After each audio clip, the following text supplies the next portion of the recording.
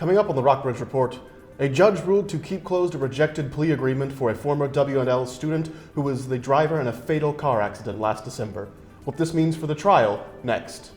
The CIA is facing backlash after a report detailing harsh interrogation techniques was released. What CIA Director John Brennan said the agency did wrong. Hi, I'm Jordan Cohen. Winter weather is here to stay, but sun is peeking out from the clouds right now. Stay tuned for the weekend forecast later on the Rockbridge Report. And later, how construction on Washington and Lee's campus will affect traffic this season. That and more is coming up next on the Rockbridge Report. Live from the campus of Washington and Lee University with news for Rockbridge County, this is the Rockbridge Report. Welcome to the Rockbridge Report. I'm Jeb Purcell. And I'm Bella Sparhawk. In Rockbridge County Circuit Court, a judge ruled yesterday to keep the rejected plea agreement sealed in the case against former Washington and Lee student Nicholas Hansel until the case is resolved. After 2 hours of questions and deliberations, Judge Jay Sweat decided he needed to read the terms of the plea agreement himself to make a decision. Hansel's defense team argued that releasing the terms would severely taint the jury pool. A Washington and Lee journalism professor, Brian Richardson, filed a letter on September 19th asking the court to unseal the rejected plea agreement because it barred the public's right to access court files. Judge Michael Irvin originally rejected the sealed plea agreement on August 21st. Hansel's next court appearance is January 8th, when Judge Sweat will rule on outstanding motions. Hansel's trial is scheduled for January 20th. Buena Vista voted during Monday night's City Council meeting to default on its golf course loan. Last week, we sat down with Buena Vista reporter Rachel Adams-Hurd to talk about the city's $23 million debt. She was back earlier today to discuss what the default decision means for Buena Vista. The council decided unanimously to approve an emergency ordinance that allows the city to default on its loan for the Vista Links golf course. And how did the city decide to default on this loan? Well, they have paid $4.4 million to finance this debt, but they still had more than $15 million in debt payments. And so city manager Jay Scudder and a few of the other council members just didn't feel that this was sustainable for the city. And what effect will defaulting on the loan have on the city's insurer? So the insurer, ACA Financial, will have to pay the remaining obligation. The city did say that they are going to try to negotiate a settlement with ACA. But yeah, they're going to be responsible for the rest of the obligation. And how will defaulting on this loan affect the city of Buena Vista? ACA will come into ownership of the golf course, as well as the municipal building and the police station, which were both put up as collateral on the loan. And some are concerned that it's going to cause problems for the future when the city does try to borrow money, because it's going to be apparent that they didn't pay their debt on this pretty significant sum of debt obligation. The Central Intelligence Agency is facing backlash after a controversial Senate report. It details disturbing interrogation practices by the CIA following the 9/11 attacks. CNN's Paulo Sandoval reports on the fallout and controversy. Criticism is mounting against current and former heads of the Central Intelligence Agency. A Senate report accuses the CIA of torturing terrorist detainees during interrogations. Critics want to know who called the shots. Did former director Michael Hayden know what was happening? He referred specifically to a, quote, tummy slap, end quote, among other techniques, and presented the entire set of techniques as minimally harmful. In an interview with Politico magazine, Hayden fired back. He stands by his testimony about what he knew during his tenure under George W. Bush's administration. Hayden says, "My testimony is consistent with what I was told and what I had read in CIA records. I said what the agency told me." Hayden criticizes the report, saying in part, "I think the conclusions they drew were analytically offensive and almost street-like in their simplistic language and conclusions." The CIA's current chief also the subject of criticism from the Senate floor. Democrat Mark Udall calling for Director John Brennan's resignation. The President has expressed full confidence in Director Brennan and demonstrated that trust by making no effort at all to rein him in. The White House reinforcing the president's long-held stance against the alleged torture tactics. And I think the president is pretty proud, as he should be, of his efforts to try to rectify many of the shortcomings that are included in this report. Reporting in Washington, I'm Polo Sandoval. CIA Director John Brennan spoke publicly about the report for the first time today. The CIA was unprepared to conduct a detention and interrogation program, and our officers inadequately developed and monitored its initial activities. The agency failed to establish quickly the operational guidelines needed to govern the entire effort. In a limited number of cases, agency officers used interrogation techniques that had not been authorized, were abhorrent, and rightly should be repudiated by all. And we fell short when it came to holding some officers accountable for their mistakes. Brennan also said the CIA will make changes in light of the report. We know there are further organizational improvements to be made as a result of our review of the study, and we are pursuing them.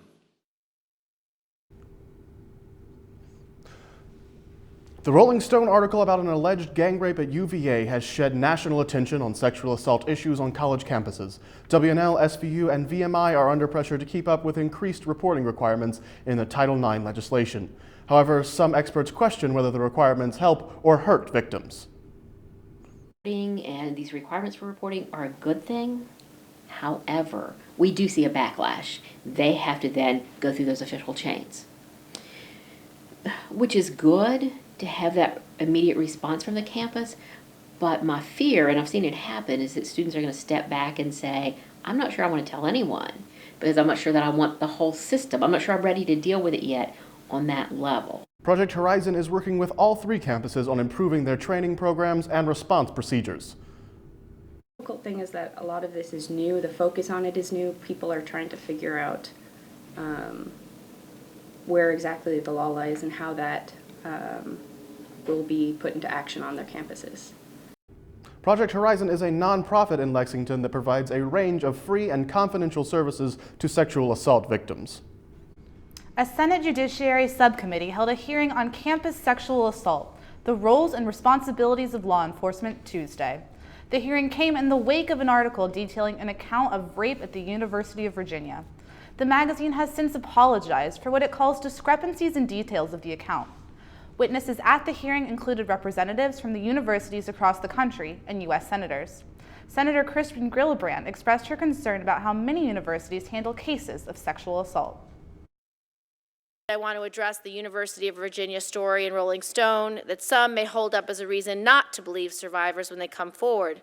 Clearly, we don't know the facts of what happened or what didn't happen in this case, but these facts have not changed. UVA has admitted that they have allowed students who have confessed to sexually assaulting another student to remain on campus. That is and remains shocking. More importantly, it has never been about this one school, and it is painfully clear that colleges across the country have a real problem in how they're handling or not handling cases of sexual assault on their campuses.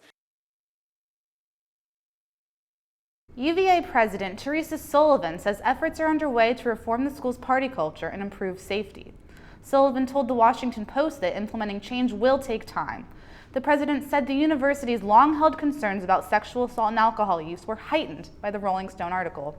Sullivan told the Post a committee is met to discuss campus culture, and the university plans to revise agreements with fraternities to emphasize safety. Local governments have given their final approval to Washington and Lee University to begin construction of third-year housing. Samantha Yates has the story. Both the City of Lexington and Rockbridge County have officially approved Washington and Lee University's plan to house some 340 students on campus. Local landlords are anticipating losing tenants, but local businesses hope the students will bring extra foot traffic downtown. I actually think the downtown merchants might see an increase in traffic just because of more people who will be living here and walking. Because right now I think a lot of people do what I do, which is get in their car and drive to their house and don't stop in downtown. Dean of Students Sydney Evans said the university hopes the new housing will create a better sense of community among students. People always talk about like the separation between the two sexes, how we all live on different hills, like we don't see each other much after not living with each other in the dorms.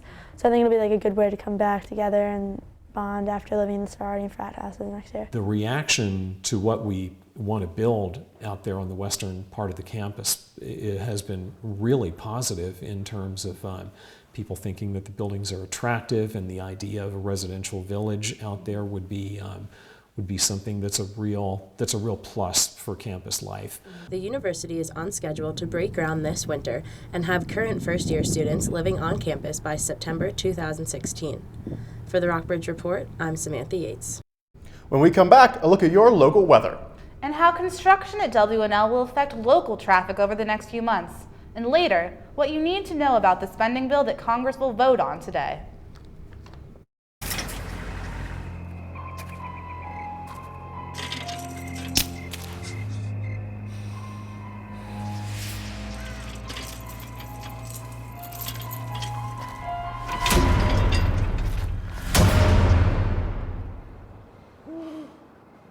If you don't fix them, sparks from dragging tow chains could cause a wildfire, and that could be scary. Nah, Smokey. Only you can prevent wildfires. In the small town of Elmira, New York, a boy was born into an all-American family. The odds of him achieving his dream in the fashion industry? 8, 7, 1 6, in 23 million. 5, 4, 3, 2. The odds of having a child diagnosed with autism? 1 in 68. I am Tommy Hilfiger, and my family is affected by autism. Learn more at autismspeaks.org/signs.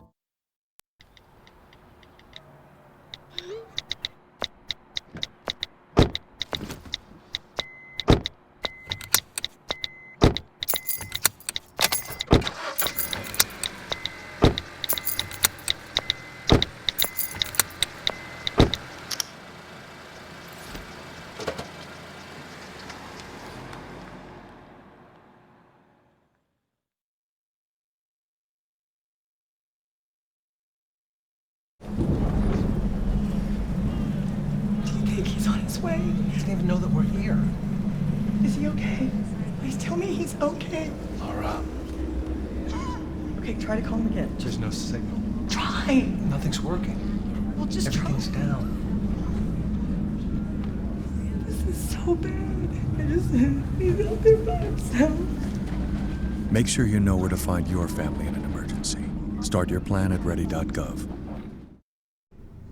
Welcome back to the Rockbridge Report. There's even more bustle on local college campuses these days, but the activity is affecting townspeople as well. Both Washington and Lee University and Virginia Military Institute have big construction projects in progress. Sabrina Edgerton-Malloy has the story. Constant noise, fenced-off areas, and traffic jams have been the norm in Lexington lately.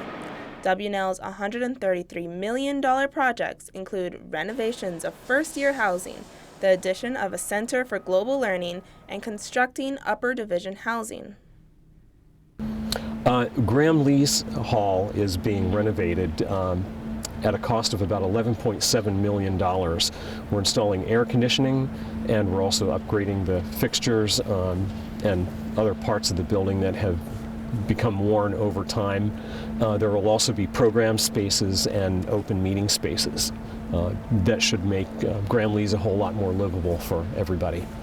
Eckert says that the administration plans to move students into the west wing of Graham Lee's by the end of finals week. WNL is also renovating DuPont Hall and adding the Center for Global Learning. This project has been undergoing since the summer of 2014. It will have seminar rooms, language instructional labs, offices for some of the language departments, I believe Russian and German.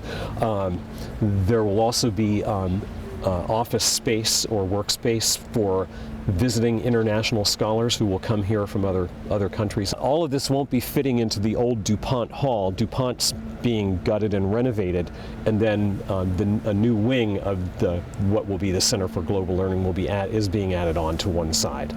VMI is undergoing its own $80 million renovation project to build major training facilities. That construction has been slowing down traffic on Main Street. Obviously, this is a major project, and it's affecting the neighbors. We have gone to great efforts to inform them what was going on, letting them know when events are happening. There's no way we can do this project without impacting the community, but we're trying to be the very best neighbors we can and have the minimum impact that we can have.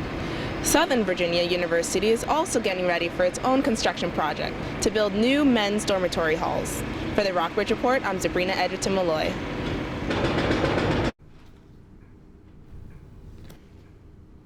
Construction for WNL's Center for Global Learning will be completed by winter 2015, and the first-year housing is expected to be done by the following summer. VMI's renovation projects are expected to finish by fall of 2016. People all over the country are dealing with messy weather this week. Folks are recovering from a nor'easter that brought wind and snow, and a storm slammed the West Coast, delivering high winds and dumping down heavy rains. CNN's Chad Myers has a look at some of the damage. The fierce nor'easter still packing a wallop. The deadly storm claiming at least 2 lives. More than 30,000 people still without power Wednesday night. We expect to be continuing to work restoring power into Saturday. Residents digging out for nearly 2 feet of snow. On the roads, heavy snow and gusty winds made driving treacherous, causing multiple accidents. Many cars stuck as police try to help. Traffic at a standstill. Some 15 miles of Interstate 81 shut down for several hours. This as the West Coast braces for what could be the biggest storm in 5 years. Heavy rains already triggering flooding in Washington state. Some residents along the coast forced to evacuate as surging waves crashing into the eroding shore, leaving home after home destroyed. This is incredible. I mean, this was wind-driven waves over the top of my deck, wiped everything out. Forecasters say people on the West Coast still have more messy weather to come. Folks in drought-stricken parts of California are bracing for several inches of rainfall today. And now we'll go to weather anchor Jordan Cohen for a look at our local forecast. Any crazy weather headed our way, Jordan? Well, we do have some chilly temperatures coming up in the next couple of days, but nothing as severe as what's happening in the rest of the country. Today, the high is 42 degrees and the low is 28, and we have winds coming out of the northwest at 12 miles per hour. If we take a look at the radar, we'll see to our north we have precipitation forming, but it shouldn't have too much of an effect on the Virginia area, with a little bit of rain that's happening in the center of the state really not having a lot of impact on Lexington. If we take a look at our neighboring cities, we'll see everyone is experiencing about 40-degree weathers and sunny skies, with the exception of Covington, who, as a valley city, is experiencing significantly chillier weather at about 29 degrees.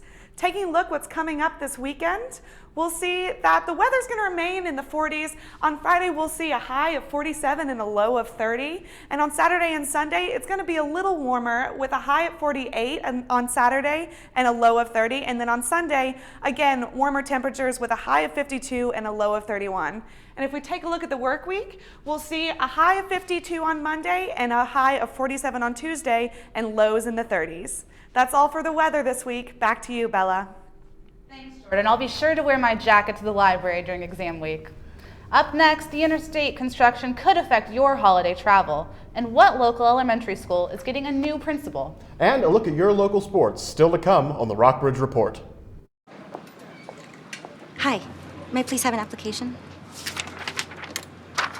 Thank you.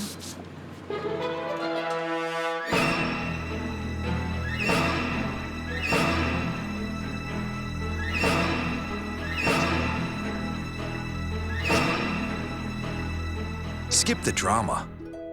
Get your GED. Okay.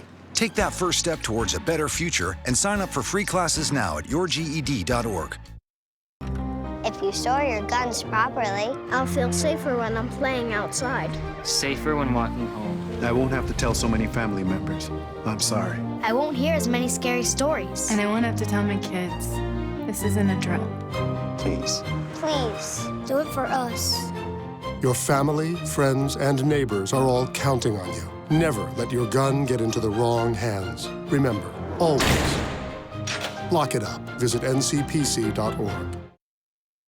No more pencils, no more books, no more teachers, dirty looks. School's out for summer. What this place needed was better graduation rates. So we worked with schools like Henry Ford High, and now they're up 18%. To help us do more good this year, go to unitedway.org because great things happen when we live united. If you want to be a parent, it doesn't matter how you play, what you wear, how you dance, or even what direction life takes you. You just need to be there. You don't have to be perfect to be a perfect parent. Thousands of teens in foster care don't need perfection. They just need you. Welcome back to the final Rockbridge Report of 2014. Last-minute wrangling is occurring in Congress to avoid a government shutdown. Lawmakers are expected to vote on a compromise budget plan today, just hours before the federal government runs out of money. The bipartisan bill on the table is massive. It's more than $1 trillion. Republican House Speaker John Boehner says he doesn't expect any problems with the bill. I expect this bill will receive bipartisan support and pass. But some Democrats are not excited about the plan. This is about juicing the bottom line for a handful of big banks and doing it at the expense of the American taxpayers. Everything in the bill was agreed on by negotiators in both parties. If Congress can't agree on this bill, it may have to pass a short-term funding measure just to keep the government up and running. A new principal will be taking over at Waddell Elementary School. The Lexington City School Board announced Timothy Martino will begin as principal starting January 5th, 2015. Lexington School Superintendent Dan Lyons made the announcement Monday night in an email to all faculty and staff at Lexington City Schools. Martino replaces Dr. Lisa Clark as principal of Waddell Elementary. Top officials announced that express toll lanes on Interstate 95 in Northern Virginia will open earlier than expected. The 9 new express lanes and 20 converted HOV lanes will open December 29th. Governor Terry McAuliffe, Virginia's Secretary of Transportation, and Senators Mark Warner and Tim Kaine announced the early opening date at a celebration in Alexandria on Wednesday. Drivers can pay a variable toll that goes up as congestion increases, or they can use the lanes for free in a carpool of 3 or more. The $940 million project was built under a public-private partnership. After the break, a look at how your teams will be doing in full swing, and sports anchor Kaylee Wells is here with the latest from your local teams. And how the area is getting into the holiday spirit and what events you can expect. Next. And sing. And Tommy can't dance. So we're gonna put some ants in their pants. Aww. Kids will spend 22 minutes watching us, the super duper party troopers, sing about ants in their pants. Isn't that funny? Ants in their pants, they've got ants in their pants, they've got ants in their pants, they've got. Brushing for 2 minutes now can save your child from severe tooth pain later. 2 minutes, twice a day. They have the time.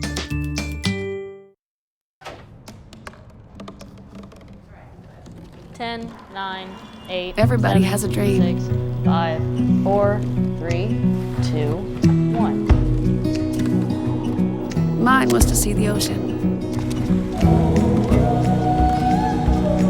And with a little help, I made it.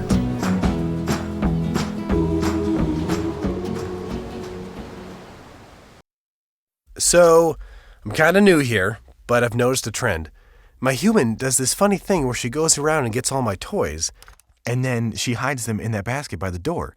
You know, but it's always the same basket, and it's always in the same place. And then she acts so surprised when I find them, but, you know, she's putting them in the same basket. Again. It's like, hello, that's where you put it last time. You were the worst at hide and go seek.